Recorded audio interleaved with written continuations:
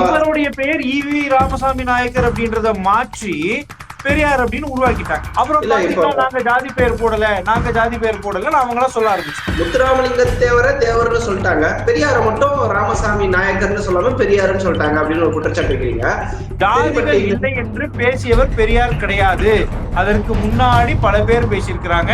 நான் உதாரணங்களோட சொல்லிட்டேன். அதுவும் நீங்கள் யாரை பார்த்து ஜாதியை திணிக்கிறாங்கன்னு சொன்னாங்களோ அதே பிராமணர்களை சார்ந்த 2 பேரை நான் எடுத்துக்காட்டோட காட்டி. இப்போ டிஎம்கே பாத்தீங்க அப்படின்னா அடுத்து நம்ம எங்க பண்ணலாம், யாரு உள்ள போவாங்கன்ற பயத்துல இருக்காங்க. யாருமே இதை எடுக்க மாட்டாங்கன்ற மாதிரி அரசியலை எடுத்து அரசியல் பண்ணி நானும் இருக்கிறேன்னு காட்டிக்க நினைக்கிறாங்க. அவ்வளவுதான். டாஸ்மாக்ல ஊழலே நடக்கலைங்க, இவங்க சும்மா தேடுறாங்கன்னு உங்களால ப்ரூவ் பண்ண முடியுமா? அன்பு டிஎன் டாக்ஸ் 24 நேயர்கள் அனைவருக்கும் வணக்கம். தமிழகமே எப்பொழுதும் பரபரப்பாக தான் இயங்கிக் கொண்டிருக்கிறது அப்படின்னு சொல்லலாம். குறிப்பாக தேர்தலுக்கு ஒரு வருடம் தான் இருக்கிறது அப்படின்னும் போது தொட்டா பிரச்சனை, நின்னா பிரச்சனை, உட்கார்ந்தா பிரச்சனை, சந்தித்தால் பிரச்சனை, முதல் வரிசையில் நின்றால் பிரச்சனை அப்படின்றது பிரச்சனையே. தினம் காலையில இருந்தா 2 பிரச்சனை, நைட்டு தூங்கும் போது 2 பிரச்சனைன்ற மாதிரிதான் தமிழக அரசியல் பரபரப்பாக இயங்கிக் கொண்டிருக்கிறது.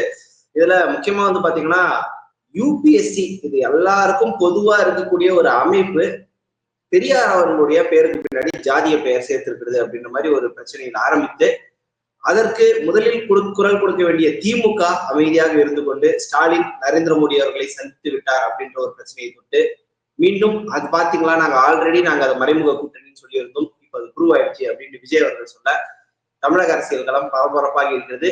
இந்நிலையில் ஒரு தேசிய சிந்தனையை முன்னெடுத்து ஒரு அரசியல் கட்சியை நடத்தக்கூடிய தேசிய பொது உடைமை கட்சியின் நிறுவன தலைவர் சசிகரன் அவர்கள் நம்முடன் இணைந்திருக்கிறார். வணக்கம் sir, welcome to the show. வணக்கம் சார். வணக்கம், நன்றி.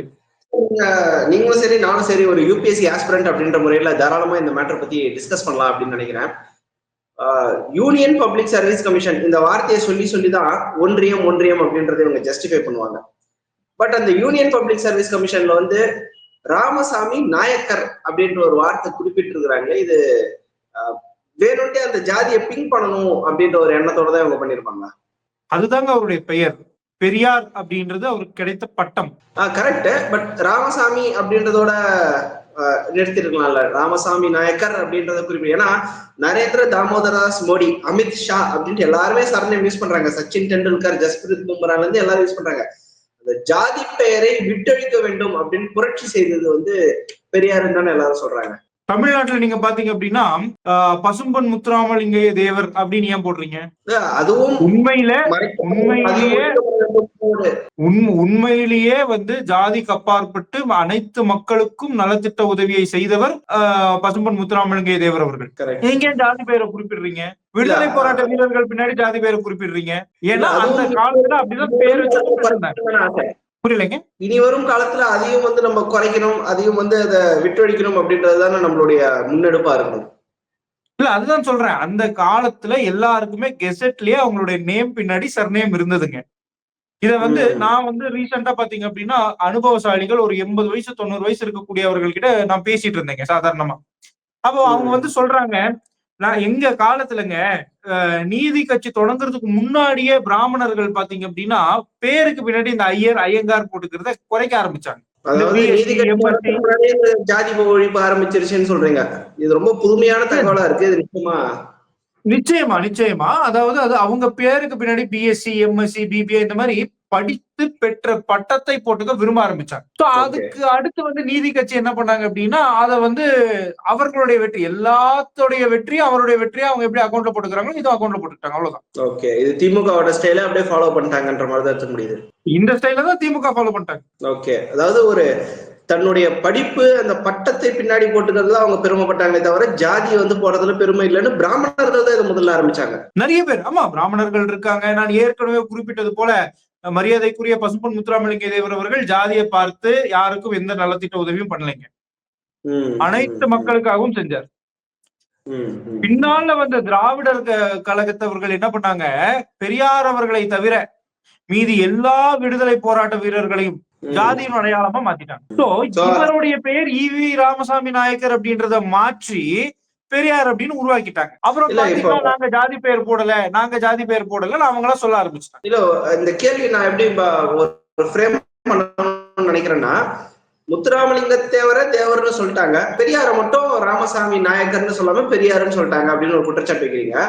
பட் இனி வரக்கூடிய காலகட்டத்துல வந்து ராமசாமி நாயக்கரையும் பெரியாருன்னு கூப்பிடலாம், முத்துராமலிங்க தேவர் அவர்களையும் முத்துராமலிங்கம் அப்படின்னு மட்டும் கூப்பிடலாம் அப்படின்ற மாதிரி ஒரு முன்னெடுப்பு தானே நம்ம எடுக்கணும். அதை விட்டு இல்ல இல்ல இவர் தேவர் சொல்றாங்களே இவங்களும் நாயக்கர்னு சொல்லுன்றது எப்படி கரெக்டா இருக்கும்? அதாவதுங்க, இவங்க வந்து பாத்தீங்கன்னா வீரபாண்டிய கட்டபொம்மன் என்னன்னு சொல்றாங்க, அழகுமுத்து அவர்கள் என்ன சொல்றாங்க, அழகுமுத்து கோன் அப்படின்னு தான் பேசுறாங்க. வீரபாண்டிய கட்டபொம்மன் நாயக்கர் அப்படின்னு தான் பேசுறாங்க. புரியுதுங்களா உங்களுக்கு? எல்லா விடுதலை போராட்ட வீரர்களையும் தலைவர்களையும் அரசர்களையும் நம்ம வந்து ஜாதியின் அடையாளமா மாற்றிட்டாங்க. அதை திட்டமிட்டே மாத்திட்டு இவர்களுடைய அடையாளத்துல மட்டும் அதை தவிர்த்துட்டாங்க.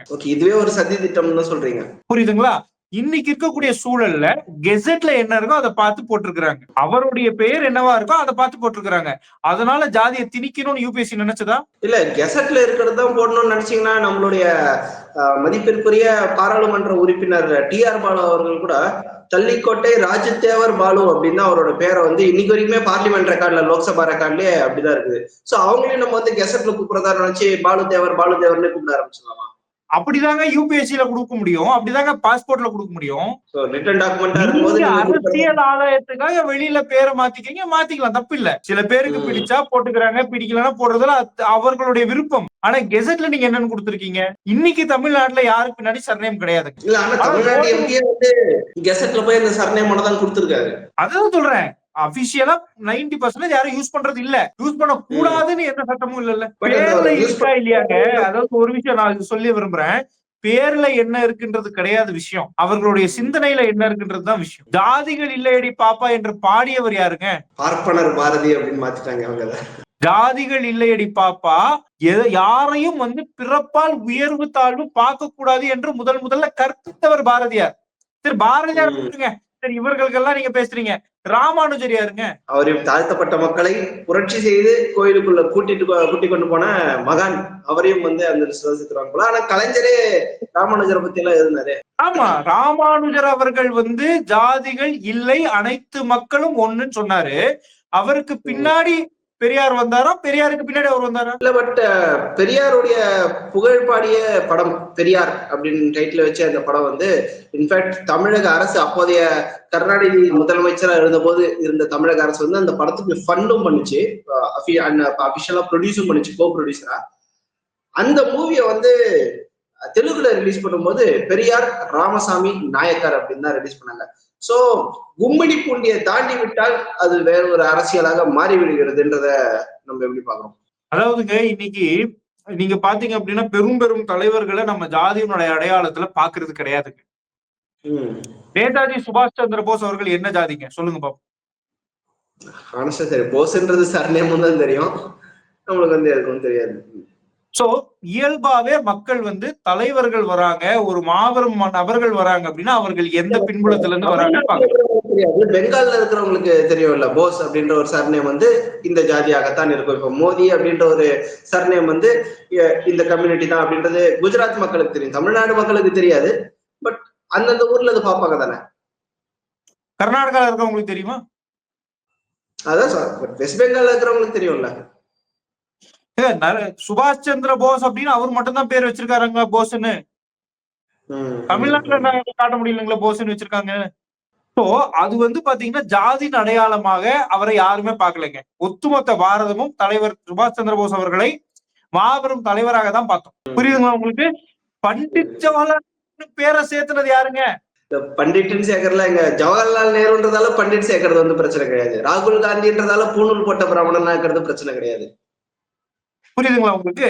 அப்போ இயல்பாகவே மக்கள் வந்து இவர் இந்த ஜாதியை சேர்ந்தவரா, அவர் அந்த ஜாதியை சேர்ந்தவரான்னு பாக்குறது கிடையாது. ஒரு ஒப்பற்ற ஈடற்ற மனிதர்கள் வராங்க, உருவாகுறாங்க அப்படின்னா அந்த மனிதரை நோக்கிதான் மக்கள் போறாங்க. இது அரசியலுக்காக இவர்கள் கையில எடுத்தாங்க. அவருடைய கெசெட்ல அவர் மாத்த மறந்துட்டாங்க. கெசெட்ல என்ன இருக்கோ அதுதான் யூபிஎஸ்சி பார்க்கும், அதை அப்படியேதான் பிரிண்ட் பண்ணி கொடுத்திருக்காங்க. அவ்வளவுதான் விஷயம். ஜாதிகள் இல்லை என்று பேசியவர் பெரியார் கிடையாது.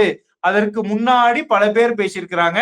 நான் உதாரணங்களோட சொல்லிட்டேன். அதுவும் நீங்கள் யாரை பார்த்து ஜாதியை திணிக்கிறாங்கன்னு சொன்னாங்களோ அதே பிராமணர்களை சார்ந்த 2 பேரை நான் வந்து எடுத்துக்காட்டோட காட்டிட்டேன். பாரதியார் அவர்களை காட்டிட்டேன், ராமானுஜர் அவர்களை காட்டிட்டேன். இல்ல, பட் நீங்க சூப்பரா ஒரு விஷயம் சொன்னீங்க. பாரதியார் ஆகட்டும், ராமானுஜர் ஆகட்டும், இந்த புரட்சி செய்வது முதலில் பிராமணர்களாகத்தான் இருக்கிறாங்க. அதே மாதிரி வந்து பாத்தீங்கன்னா படத்துல கூட ஒரு ரேஷனலிஸ்ட் திங்கிங், ஒரு டேக்கிங் ஃபார்வர்டா ஒரு திங்கிங் இருக்கணும்னு வந்து பாத்தீங்கன்னா எல்லாரும் பாலச்சந்திர அவர்களை தான் ஜெனரலா ஒரு எக்ஸாம்பிளா வந்து காட்டுவாங்க. அதே மாதிரி நீங்க சொன்ன ஒரு விஷயம் கூட, சர்நேமை முதலில் விட்டொழித்தது அப்படின்னு வந்து பாத்தீங்கன்னா பிராமணர்கள் தான் அந்த கலாச்சாரத்தை தொடங்கி வைத்தார்கள் அப்படின்றது அனுபவபூர்வமா ஒரு விஷயமும் நீங்க வந்து சொல்லியிருக்கீங்க. ஸோ இதெல்லாம் பார்க்கும்போது ஓகே. பட் இந்த விஷயத்துக்கு ரொம்ப பொங்க வேண்டியது அப்படின்னு பாத்தீங்கன்னா, நார்மலா எல்லாரும் எதிர்பார்க்கறது திராவிட கழகமும் திமுகவும் தான் அரசியல் கட்சியாக ரொம்ப பொங்கி இருக்கணும். பட் செல்வ பெருந்தகை அவர்கள் வந்து பயங்கரமான ஒரு பெர்ஃபார்மன்ஸ் வந்து போட்டிருந்தாரு. காங்கிரஸ் உடைய தலைவராக இருந்த ஒரு பெரியார் அவர் எப்படி நீங்க அவமானப்படுத்தலாம்? இத்தனைக்கும் காங்கிரஸ் உடைய தலைவராக இருந்தபோது அவர் ஈவி ராமசாமி நாயக்கராக தான் இருந்தார். பட் அப்படி பண்றாங்க. ஸ்டாலினுடைய மௌனத்துக்கு காரணம் என்னவாக இருக்கும்? இப்போ ரீசெண்ட் டெல்லி யதார்த்தமான விஷயங்க. அவருடைய பேரை போட்டாங்க. யூபிஎஸ்சியை பொறுத்த வரைக்கும் அவர் பெரியாரா இல்லை என்று சொன்னால் இன்னொருத்தரா, மகாத்மா காந்தி அவர்களையே பொறுத்த வரைக்கும் நம்ம மோகன்தாஸ் கரம்சந்த் காந்தி தாங்க படிக்கிறோம். சோ மகாத்மா காந்தி என்ற அவர் வந்து பாத்தீங்க அப்படின்னா பாரத தேசத்துக்கே ஒரு மாபெரும் தலைவர், மாற்று கருத்து இல்ல. எதிர் சிந்தனைகள் கொண்டிருந்தாலுமே அவர் வந்து மாபெரும் தலைவர், மாற்று கருத்து இல்ல. அவரை கூட மோகன்தாஸ் கரம்சந்த் காந்தி தான் படிக்கும்போது. சோ அவர்களுடைய பெயர் என்ன இருக்கோ அதை தான் படிக்கிறாங்க, அதை தான் எழுதுறாங்க. இதுல போய் ஒரு அரசியல் பண்ணணும் அப்படின்னு நீங்க நினைச்சீங்க அப்படின்னா நீங்க அரசியல் பண்ணலாம், அவ்வளவுதானே தவிர மற்ற ஒன்றும் பண்ண முடியாது. இல்ல பட் ஆல்ரெடி தமிழ்நாட்டுல வந்து பாத்தீங்கன்னா பாஜக வந்து அதாவது கருணாஸ் ஒரு காமெடியில சொல்ல, உளுந்தூர்பேட்டையில ஏதாவது காணாம போனா கூட அதுக்கு என் மேலதான் பழி போடுறாங்க அப்படின்ற மாதிரி கிண்டலா சொல்லுவாங்க. சோ அதுல எது நடந்தாலும் பாஜக தான், மோடி தான் நேரடியாக அவருடைய மேற்பார்வையில பண்ற மாதிரி இவங்க குற்றச்சாட்டு வைப்பாங்க. இப்போ திமுக சைலண்டா இருக்குது, ஆனா காங்கிரஸ் வந்து பயங்கரமா பண்ணுது அப்படின்னும் போது சமிஞ்சை என்னவா இருக்குது? ஒருவேளை இந்த இவர் ஸ்டாலின் வந்து நித்தி ஆயோக் கூட்டத்துக்கு போனதுக்கு அப்புறம் ஏதாவது ஒரு மிகப்பெரிய அண்டர்ஸ்டாண்டிங் ஆயிடுச்சோ பாஜக கூட? இப்ப டிஎம்கே வந்து பாத்தீங்க அப்படின்னா அடுத்து நம்ம என்ன பண்ணலாம், யார் உள்ள போவாங்கன்ற பயத்துல இருக்காங்க. பேர் போடுறது இல்லாம அங்க ஒரு பிரச்சனை, நாளைக்கு நம்ம இருப்புமான்றதே தெரியாதுன்ற பிரச்சனையில இருக்கிறாங்க. அதனால அவங்க நாளைக்கு நியூஸ் பேப்பர்ல நம்ம பேர் வந்துடக்கூடாது அப்படின்றதுல முக்கியமா இருக்காங்க. ஆமா, தெளிவா இருக்கிறாங்க அதுல. சோ அதனால வந்து இந்த மாதிரி விஷயங்கள், இதை வைத்து தவிர வேற எதை வச்சு காங்கிரஸ் அரசியல் பண்ணும்? ஒரு மக்கள் பிரச்சனைக்கு அரசியல் பண்ணியிருக்கிறாங்களா? ஒரு தேச பிரச்சனைக்கு அரசியல் பண்ணிருக்காங்களா? யாருமே இதை எடுக்க மாட்டாங்கன்ற மாதிரி அரசியலை எடுத்து அரசியல் பண்ணி நானும் இருக்கிறேன்னு காட்டிக்க நினைக்கிறாங்க, அவ்வளவுதான். மாறுபட விரும்புறேன். தேச பிரச்சனையில ஒரு தடவை அரசியல் பண்ணாங்க. இப்ப ரீசெண்டா பெஹல்காம் தாக்குதல் வந்த போது எல்லாருமே ஒரு பக்கம் அரசியல் பண்ணும்போது இதுல எங்களுக்கு சந்தேகமா இருக்குது, உண்மையிலே இந்த சர்ஜிக்கல் ஸ்ட்ரைக் எல்லாம் நடந்ததா இல்லையா அப்படின்ற மாதிரி ஒரு விதமான அரசியலை வந்து காங்கிரஸ் எடுத்துக்கொண்டு போயிருந்தது. தேச அரசியல் பண்ணாங்க, பாகிஸ்தான் தேசத்துக்கு. நான் சொல்றது பாரத தேசத்துக்கு அரசியல் பண்ணாங்களா? பாரத தேசத்துடைய நன்மைக்காக, மக்களின் மேன்மைக்காக அரசியல் பண்ணிருக்காங்களா? இல்ல இப்ப ரீசெண்டா வந்து பாத்தீங்கன்னா திமுக கூட பிஜேபி அப்படி எப்படி க்ளோஸா போகுதுன்னு தெரியல. கனிமொழி அவர்களை கூப்பிட்டேன்னா திமுகவுடைய உடன்பிறப்புகள் இந்த வார் சூழல் நடந்த போது என்னென்ன பேசினாங்க இன்டர்நெட்ல அப்படின்றது நம்ம எல்லாருக்குமே தெரியும். ஆனா கனிமொழியை செலக்ட் பண்ணி ரஷ்யா காமிச்சு இந்தியாவுடைய ஸ்டாண்ட் இதுதான், இந்தியா கரெக்டா தான் பண்ணிருக்குது, இது இந்தியா பண்ணது 100% சரிதான் அப்படின்ட்டு உலக நாடுகள் வாயை அடைச்சாங்களோ இல்லையோ, உள்ளூர் ஊப்பிகளோட வாயை வந்து கனிமொழி அவர்கள் அடைச்சிருக்காங்க. சோ கனிமொழியை அவங்க பிஜேபி செலக்ட் பண்ணதே வந்து பாத்தீங்கன்னா டிஎம்கேவும் பாஜகவும் கொஞ்சம் க்ளோஸ் ஆகுதுன்றது புரிஞ்சுக்கணும். இது ஒரு மிகப்பெரிய ஸ்ட்ராட்டஜிங்க. அதான் அரசியல் ஸ்ட்ராட்டஜி ஒத்துக்கிறீங்க? கூட்டணிக்கான அரசியல் ஸ்ட்ராட்டஜி தான், அரசியல் ஸ்ட்ராட்டஜி தான். நாட்டுக்கு தப்பு இல்லையே, அரசியல் ஸ்ட்ராட்டஜி தான். கனிமொழி அவர்கள் உழைச்சாரா இல்லையாங்க? இல்ல கூட்டணிக்கான ஸ்ட்ராட்டஜி என்ன கேட்க வந்தேன். கூட்டணி அவசியமே இல்லையே, ஏடிஎம்கோட கூட்டணியில இருக்கிறாங்க. நீங்களே ஸ்ட்ராட்டஜின்றீங்க, நெக்ஸ்ட் கனிமொழி ஒர்க் பண்ணாங்கன்னு சொல்றீங்க. கனிமொழி சரி உங்க பாஷையிலே சொல்லுங்க, எப்படி அது ஸ்ட்ராட்டஜி? இப்போ திமுகவை பொறுத்த வரைக்கும் இப்ப யாருங்க ஃபேஸ் ஆஃப் டிஎம்கே? முதலமைச்சர் அவர்களும் துணை முதலமைச்சர் அவர்களும் தான் ஃபேஸ் ஆஃப் டிஎம்கே. அப்படிதான் மக்கள் இடையில ப்ரொஜெக்ட் பண்றாங்க, கரெக்டா? நான் துணை முதலமைச்சர் தான் ஃபர்ஸ்ட் சொல்ல வந்துட்டேன், உதயண்ணா தான் சொல்ல வந்தேன், அப்புறம் டக்குன்னு ஸ்டாலின் அவர்களுடைய பேர் இருந்தது. புரியுதுங்களா? அப்போ பிஜேபி என்ன ப்ரொஜெக்ட் பண்ணுது, நாங்க டிஎம்கேவா பார்க்கக்கூடிய பர்சன் கனிமொழி அவர்கள். இது டிஎம்கே குள்ள ஒரு சலசலப்பு ஏற்படுத்துமா ஏற்படுத்தாது? இல்ல பட் எம்பி அப்படின்னு வந்து பார்க்கும்போது இருக்கிற எம்பில அந்த திமுகவுடைய குடும்ப உறுப்பினர்கள் பாத்தீங்கன்னா கனிமொழி அவர்கள் தான். ஒரு நேச்சுரலான சாய்ஸ் கொடுக்கணும். ஏன் குடும்ப உறுப்பினர் கொடுக்கணும்? மூத்த எம்பிங்களை கொடுத்திருக்கலாமே, டிஆர் பாலு அவர்கள் கொடுத்திருக்கலாமே. புரியல என்னங்க? தள்ளிக்கோட்டை ராஜதேவர் பாலு அவர்களை செலக்ட் பண்ணிருக்கலாமே, டிஆர் பாலு அவர்களை கொடுத்திருக்கலாமே. கொடுக்காம கனிமொழி அவர்களை கொடுத்ததற்கு காரணம் இது வந்து பாத்தீங்கன்னா, யார கொடுத்திருந்தாலும் அங்க போய் என்னங்க பேசியிருப்பாங்க? இல்ல இந்தியா தப்புன்னு பேசியிருப்பாங்களா? பேச முடியாது. பிஜேபி லீடர்ஸ் பேச யார் வேண்டிய ஓவைசி தாறுமாறா பேசினிருக்காரு. உள்ளுக்குள்ள கட்சி மீட்டிங் வச்சு வேணா தப்பா பேசிக்கலாம். அங்க போய் இல்லங்க இந்தியா தப்புன்னு சொல்லிட்டு பேசிட்டு வர முடியாது. ஆனா இந்த விஷயத்துல உண்மையிலே ஓவைசியை பாராட்டணும்னு நினைக்கிறேன். அதுக்கு ஒரு செப்பரேட் டைம் எடுத்து நம்ம அதை பத்தி பேசணும் நிச்சயமாக. ஏன்னா ஓவைசி என்ன மாதிரியான பேச்சுக்கள் பேசியிருக்கார், அது மறைமுக பிரிவினைவாதமா, நேரடி பிரிவினைவாதமா, இன்டர்னல் டிஸ்டர்பன்ஸ், அந்த மாதிரி பல விதத்துல விவாதிக்கக்கூடிய பேச்சுக்கள் பேசியிருக்காரு. ஆனா இன்னைக்கு இப்படி ஒரு விஷயம் நடந்த உடனே ஓவைசி எடுத்திருக்கிற ஸ்டாண்டு ரொம்ப ஒரு மெச்சூர்டான ஸ்டாண்டா பாக்குறேன். இந்த சிச்சுவேஷனுக்கு அவர் எடுத்திருக்கிற ஸ்டாண்ட் வந்து ரொம்ப கரெக்டா அந்த இஷ்யூவே ரொம்ப மெச்சூர்டா ஹேண்டில் பண்றாருன்னு நினைக்கிறேன். இன்ஃபேக்ட் நிறைய இடத்துல பிஜேபி ஆளுங்க பேச வேண்டிய டயலாக் எல்லாம் ஓவைசி பேசியிருக்காரு. ஒரு அல்ட்ரா நேஷனலிஸ்டா நாட்டுக்கு அவர் ப்ரொஜெக்ட் பண்ணிருக்கிறது ஒரு மெச்சூர்டான ஒரு அரசியலாக நான் பாக்குறேன். நீங்க கண்டிப்பா ஒரு நிகழ்வை வச்சு நான் எந்த நபரையும் சொல்ல மாட்டேங்க. அது நல்லது கெட்டது ரெண்டுத்துலயுமே ஒரு நிகழ்வை வச்சு நான் சொல்ல மாட்டேன். இது நம்மளோட நிலைப்பாடு. பாப்போம் ஃபர்தரா ஃபியூச்சர்ல எப்படி பேசுறாரு. ஏன்னா ஒரு 10 நிகழ்வு எடுத்தீங்கன்னா இந்த ஒரு நிகழ்வுலதான் அவர் அப்படி பேசியிருக்காரு. 9 நிகழ்வு எடுத்தீங்கன்னா வேற மாதிரி பேசியிருக்காரு. இந்த இஷ்யூவை கரெக்டா ஹேண்டில் பண்ணிருக்காரு அப்படின்றதா என்னுடைய பாயிண்ட் ஆஃப் வியூவாகவும் இருக்கு. இந்த இஷ்யூ வந்து பாத்தீங்க அப்படின்னா பொதுமக்கள் சாதாரணமா அரசியல் தெரியாது, ஒண்ணுமே தெரியாது, சும்மா வீட்டுல இருந்து ஒரு சாதாரண மக்களுக்கு பாகிஸ்தான் அடிக்கணும்னா ஆமா அடிக்கணும்னு அரசியல் தெரியும் என்று சொல்லிக்கொண்டு போலி மனிதாபிமானம் பேசக்கூடிய போலி பாகிஸ்தான் புரோக்கர்ஸ் வேணும்னா இது தப்புன்னு சொல்லலாமே தவிர சாதாரண குடிமக்கள் என்ன சொல்லுவாங்க, பாகிஸ்தான் ஆமா அடிக்கணும்னு சொல்லுவாங்க. அப்ப 80% 90% மக்களுடைய உணர்வு ஒரு எம்பி வெளிப்படுத்தலைன்னா அடுத்த வாட்டி நிக்க முடியுமா அவரு? அதான் நிறைய பேர் சொல்லியிருந்தாங்க ஒரிஜினல் முஸ்லீமே வந்து அங்க இந்தியாவுக்கு சப்போர்ட்டா பண்ணிட்டு இருக்காங்க, இந்த முஸ்லீமுக்கு நான் சப்போர்ட்டா இருக்கிறேன்னு சொல்லி சுத்தின்னு இருக்கிற உடன்பிறப்புகள் தான் அகேன்ஸ்டா பேசுறாங்கன்ட்டு. பட் கனிமொழி அவர்கள் இந்த மேட்டரை வந்து ஹேண்டில் பண்ணிருக்காங்க. சோ பிஜேபி இதுல என்ன ஸ்ட்ராட்டஜின்னு நினைக்கிறீங்க? கனிமொழி அவர்கள் இதை ஹேண்டில் பண்ணதுக்கு என்னுடைய வாழ்த்துக்கள். பிஜேபி வந்து பாத்தீங்க அப்படின்னா அரசியல் சதுரங்கத்துல தனக்கு நிகர் இந்த உலகத்துல யாருமே இல்லைன்றத ஒவ்வொரு மொழியும் காமிச்சிட்டு தான் இருக்கிறாங்க. அது பாகிஸ்தானை அடிச்ச விதத்திலையும் இருக்கட்டும், பாகிஸ்தானை அடிச்சதை சரி என்று சொல்லி இங்க இருந்து போய் பேசக்கூடிய டிக்னிட்டரிஸ் செலக்ட் பண்ண விதத்திலையும் சரி. சோ இப்போ கனிமொழியை வச்சு ஒரு அரசியல் சதுரங்க ஆடுறாங்கன்னு சொன்னாங்க. அப்போ தமிழ்நாட்டுல நடக்கக்கூடிய அனைத்து அந்த இடி ரிலேட்டட் பிரச்சனையும் அந்த அரசியல் சதுரங்கத்துல ஒண்ணுதானா? அதாவதுங்க இப்போ நீங்க சொல்லக்கூடிய அந்த இடி வந்து நான் ஒண்ணுமே தெரியாதுங்க, நான் வந்து அப்பாவிங்க, காலையில எழுந்துச்சு 9 மணிக்கு வேலைக்கு போறேன், சாயங்காலம் 5 மணிக்கு வரேங்க, எங்க வீட்டுல இடி வந்துட்டாங்க யாராவது சொல்ல முடியுமா? இல்ல அதுக்குன்னு அரசியல்வாதினாலே இவங்க கண்டிப்பா கெட்டவங்களா தான் இருப்பாங்க, ஊழல் பண்ணவங்களா தான் இருப்பாங்கன்ற ஒரு முடிவு வந்து யாருமே அரசியல்வாதி கிடையாதுங்க. இல்ல செந்தில் பாலாஜி அரசியல்வாதியா? ரித்திஷ் அவர்கள் வந்து அரசியல்வாதி இல்ல பணக்காரங்களா இருந்தாலும் அவங்க வந்து தவறான வழியில தான் சம்பாரிச்சிருப்பாங்கன்னு ஒரு முடிவு வந்துட முடியுமா? அவசியம் இல்ல. நீங்க அதானி மேல 1000 குற்றச்சாட்டு வச்சீங்கல்ல, அம்பானி மேல குற்றச்சாட்டு வைக்கிறீங்கல்ல, புரியுதுங்களா உங்களுக்கு? குற்றச்சாட்டு வைக்கிறீங்க. இங்க குற்றச்சாட்டு வந்து அவர் தவறான முறையில சம்பாதிச்சாரா சரியான முறையில சம்பாதிச்சாரா இல்ல, டாஸ்மார்க் ஊழல்ல இருக்கிறாரா இல்லையான்றதுதான். எப்படி அவர் பேர் வந்துச்சு? எடுத்த உடனே ஸ்ட்ரைட்டா ரத்தீஷ் அவர்களோட வீட்டுக்கு போயிட்டாங்களா? டாஸ்மார்க்ல இந்த மாதிரி முறைகேடு நடக்குது, உங்களுக்கு தெரியும், எனக்கு தெரியும், எல்லாருக்குமே தெரியும். டாஸ்மார்க்ல எம்ஆர்பி போட்டு விக்கிறாங்களாங்க. ஒருத்தருக்கு வந்து இந்த பாட்டிலோட விலை இதுதானான்னு தெரியுமா? அவங்க சொல்றதுதான் ரேட்டு. பாட்டிலுக்கு மேல 10 ரூபாய்னா 10 ரூபாய் தான். அந்த 10 ரூபாய் எங்க போகுது? 10 ரூபாய் போகுதுன்னு எல்லாருக்கும் தெரியும்ல. இல்ல இப்போ முறைகேடு நடக்குது இல்ல. அவர் வந்து ஒரு இதுக்கு ஒரு கவுண்டர் வச்சிருந்தாரு. அந்த பிரபல டிவி நடுநிலையாளராக பேசக்கூடிய செந்தில் அவர் வந்து ஒரு கொஸ்டின் கேட்டிருந்தாரு. 10 ரூபாய் டாஸ்மாக்ல எக்ஸ்ட்ரா வாங்கினா அது செந்தில் பாலாஜிக்கு போகுதுன்னா, கேஸ் சிலிண்டர் ஒவ்வொரு வீட்டுல போடுற கேஸ் சிலிண்டரும் வந்து 50 ரூபாய் எக்ஸ்ட்ரா வாங்குறாங்களே, இது நேரடியா மோடிக்கு போதா அப்படின்னு கேட்டாரு. அதாவது 10 ரூபாய் எக்ஸ்ட்ரா வாங்கினா செந்தில் பாலாஜி அவர்களுக்கு போகும்னு சொல்லி இடி சொன்னாங்களா இல்ல மோடிஜி சொன்னாங்களா? 10 ரூபாய் எக்ஸ்ட்ரா வாங்குறாங்கன்றது கண்டுபிடிக்கப்பட்ட உண்மை, கரெக்டா? அது யாருக்கு நான் சொல்லிடுறேன். அந்த 10 ரூபாய் போகுதுன்றது உண்மை, யாருக்கு போகுதுன்னு யாருங்க கண்டுபிடிக்கணும்?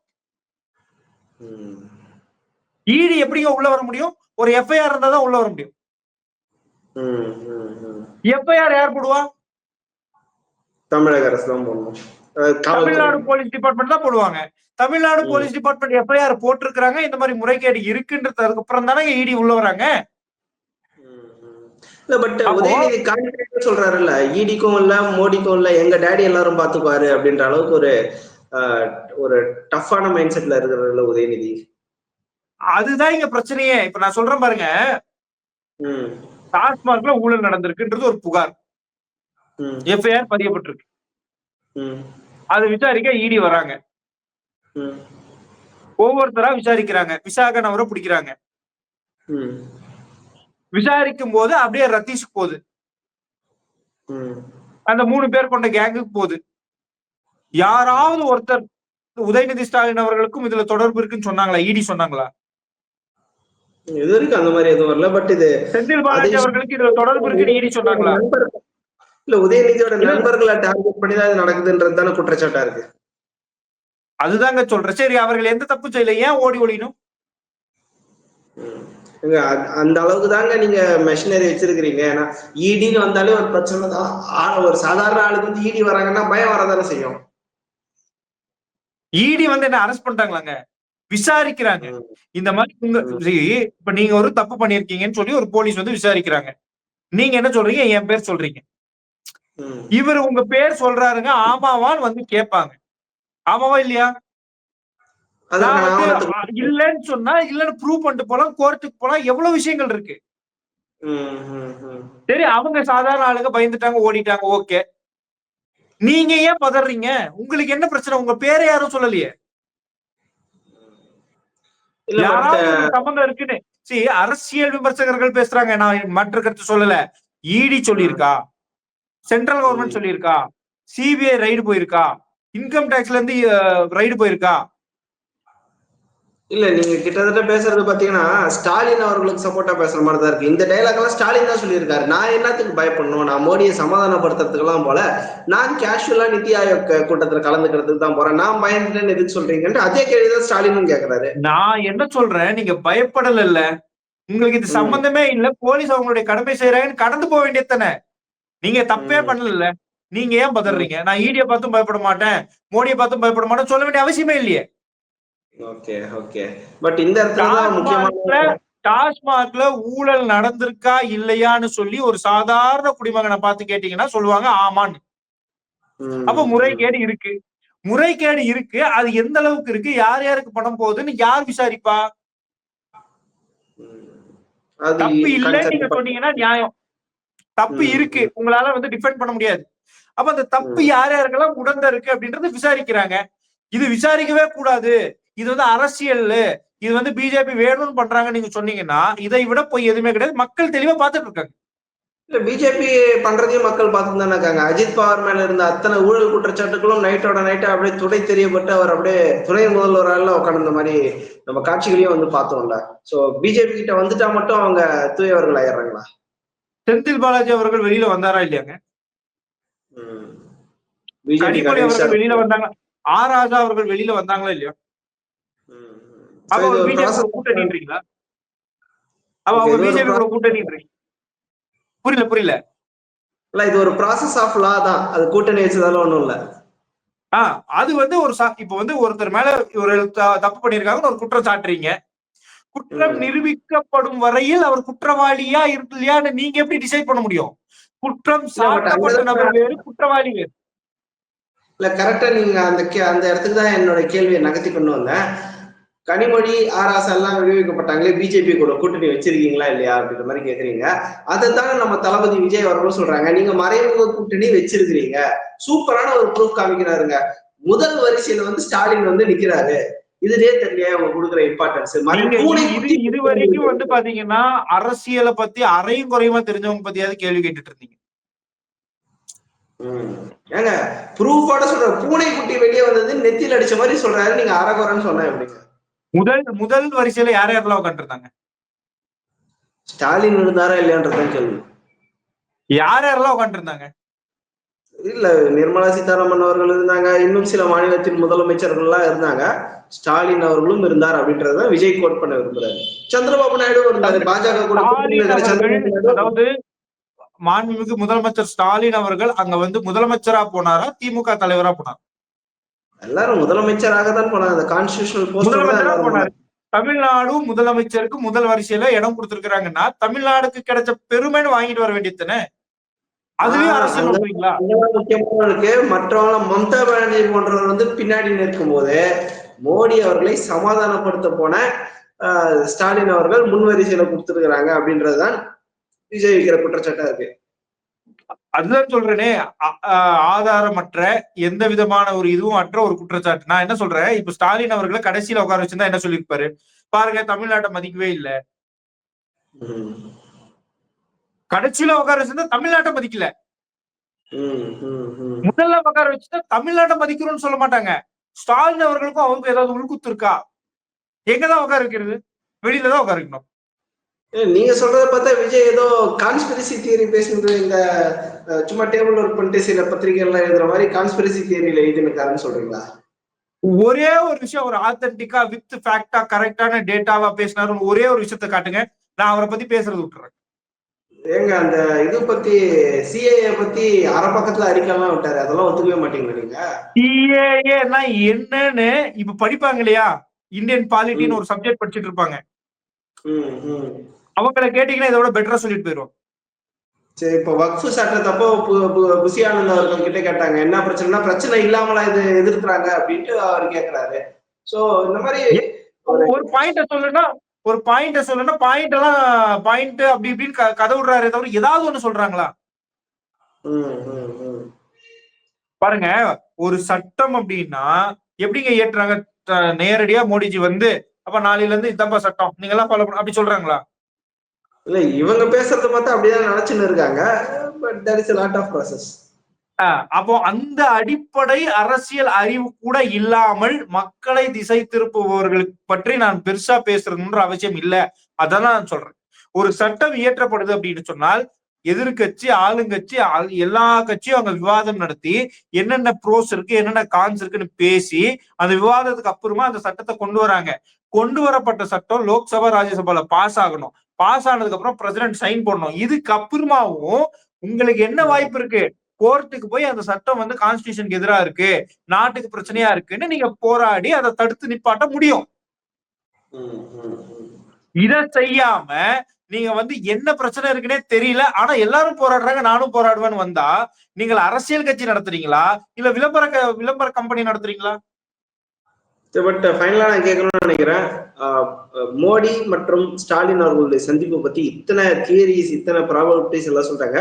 தேசிய பொது உடைமை கட்சி இந்த விசிட், இந்த இடி ரைட், இதற்கு பின்னாடி இருக்கக்கூடிய அரசியல், முக்கியமாக முதல் வரிசையில் ஸ்டாலின் அவர்களை உட்கார வைத்ததை பத்தி தேசிய பொது உடைமை கட்சியின் பார்வை என்னவாக இருக்கிறது? அதாவதுங்க, இடி தன்னுடைய வேலை செய்யுது.